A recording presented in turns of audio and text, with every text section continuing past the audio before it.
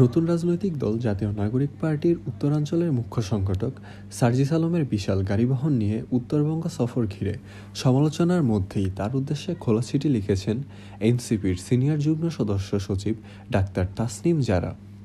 মঙ্গলবার ডাক্তার তাসনিম জারা তার verified Facebook পেজে এই চিঠি লেখেন।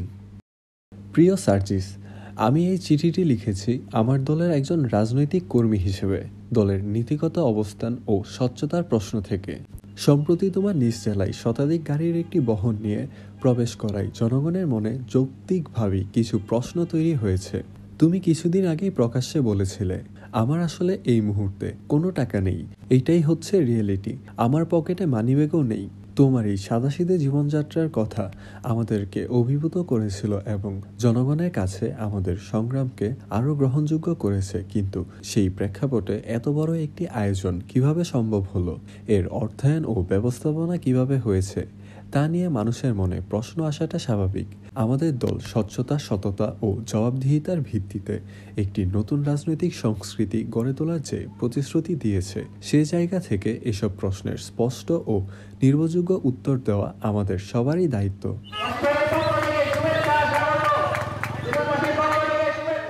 ডাক্তার তাসনিম জারা আরও লেখেন, আমি আশা করি বিষয়টি তুমি আন্তরিকতার সাথে বিবেচনা করবে এবং জনগণের সামনে একটি গ্রহণযোগ্য ও পরিষ্কার ব্যাখ্যা তুলে ধরবে।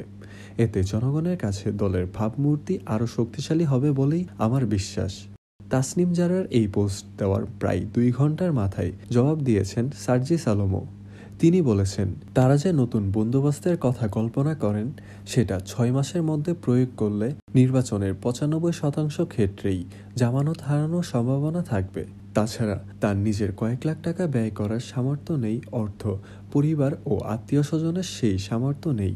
বিষয়টি তেমন নয় বলে দাবি করেছেন সার্জিস আলম। জাতীয় নাগরিক পার্টির উত্তরাঞ্চলের মুখ্য সংগঠকের দায়িত্ব পাওয়ার পর গতকাল সোমবার প্রথম নিজ এলাকায় যান সার্জিস আলম। তিনি গতকাল ঢাকা থেকে উড়োজাহাজে সৈয়দপুরে যান। সেখান থেকে তিনি সড়কপথে পঞ্চগড়ের দেবীগঞ্জে যান। দেবীগঞ্জ থেকে শতাধিক গাড়িবহর নিয়ে সার্জিস আলম জেলার বোদা, পঞ্চগড় সদর, তেঁতুলিয়া ও আটোয়ারী উপজেলায় সফর করেন। সার্জিস আলমের বাড়ি আটোয়ারী উপজেলায়। সার্জিস আলমের এই শোডাউন নিয়ে রাজনৈতিক অঙ্গনে নানা আলোচনা সমালোচনা চলছে। বিএনপির মহাসচিব মির্জা ফখরুল ইসলাম আলমগীরও বিষয়টি নিয়ে আজ প্রশ্ন তুলেছেন। তারপর সন্ধ্যায় এক ফেসবুক পোস্টে বিষয়টি ঘিরে যেসব প্রশ্ন উঠেছে সেগুলোর গ্রহণযোগ্য ও পরিষ্কার ব্যাখ্যা চান পেশায় চিকিৎসক তাসনিম জারা।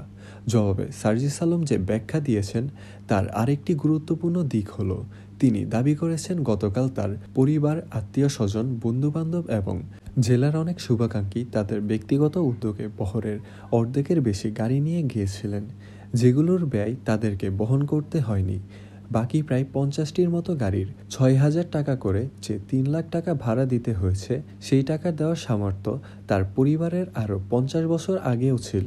আগামী নির্বাচনে প্রার্থী হলে তার খরচ নিয়ে আত্মবিশ্বাসী সার্জিস আলম লিখেছেন, আমি বিশ্বাস করি অন্য কেউ না, শুধু আমার দাদা আমার জন্য যতটুকু রেখে গিয়েছেন সেটা দিয়ে আমি আমার ইলেকশনও করে ফেলতে পারবো ইনশাআল্লাহ। সার্জিস আলমের ফেসবুক পোস্টটি হুবহু বলা হলো, প্রিয় তাসনিম জারা আপু, আপনাকে অসংখ্য ধন্যবাদ। আপনার খোলা চিঠির উত্তরে পূর্বে 2টি বিষয় বলতে চাই। প্রথমত, আমাদের চিন্তা চেতনা, ধ্যান ধারণা থেকে সবার আগে যে বিষয়টি বাদ দিতে হবে সেটি হচ্ছে, একজন নতুন করে রাজনীতিতে এসেছে মানেই তার পরিবার সহায়, সম্বলহীন, অসহায়, নিঃস্ব না।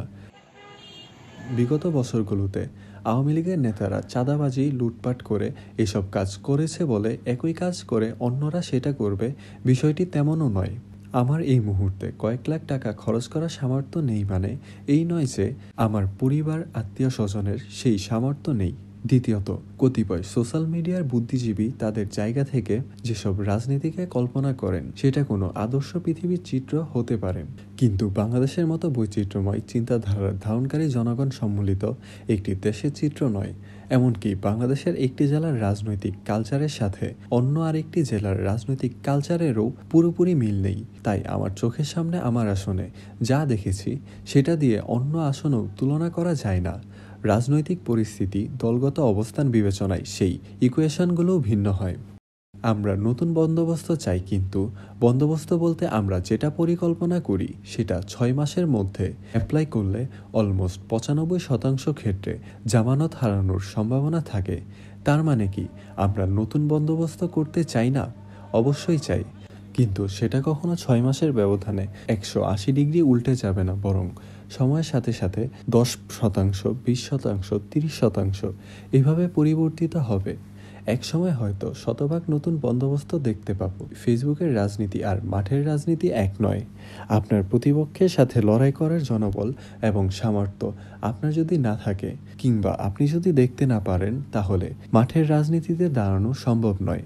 অন্য নেতা তো দূরের কথা, সাধারণ জনগণও আপনাকে গোনায় ধরবে না, কারণ মানুষ স্বভাবতই ক্ষমতামুখী। আমাদের যেমন নতুন বন্দোবস্তের দিকে যেতে হবে, তেমনি মাঠের রাজনীতিতে টিকে থাকার জন্যও পূর্বের যেই বন্দোবস্তগুলো চাইলেই এখনও ছুঁড়ে ফেলা সম্ভব নয়, সেগুলোকেও পাশে রেখে আপাতত চলতে হবে। যেদিন সেগুলো ছুঁড়ে ফেলার সুযোগ আসবে, সেদিন সেগুলোও ছুঁড়ে ফেলতে হবে। এবার কিছু তিক্ত কথা বলতে চাই। বাংলাদেশের রাজনৈতিক কালচার পরিবর্তন করতে হবে, এটা আবশ্যক। কিন্তু যতদিন না আমজনতা তাদের চিন্তাভাবনার পরিবর্তন করছে, ততদিন আপনি সরাসরি নতুন চিন্তাগুলোকে বাস্তবায়ন করতে গেলে সময়ের সাথে সাথে অপ্রাসঙ্গিক হয়ে পড়বেন। আপনি আজকে একটি আসনে নির্বাচন করার ঘোষণা দিন, কাল থেকে সেই আসনের অসংখ্য মানুষ আপনার কাছে আসবে নানা তদবির নিয়ে, আবদার নিয়ে।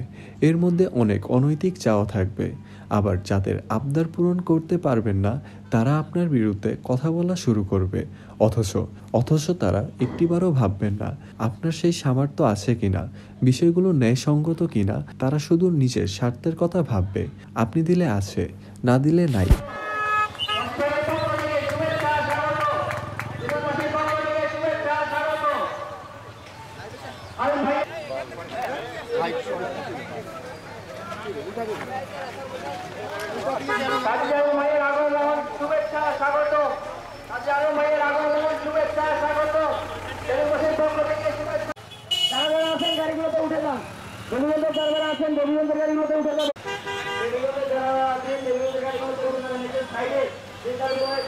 গাড়িগুলো আছে।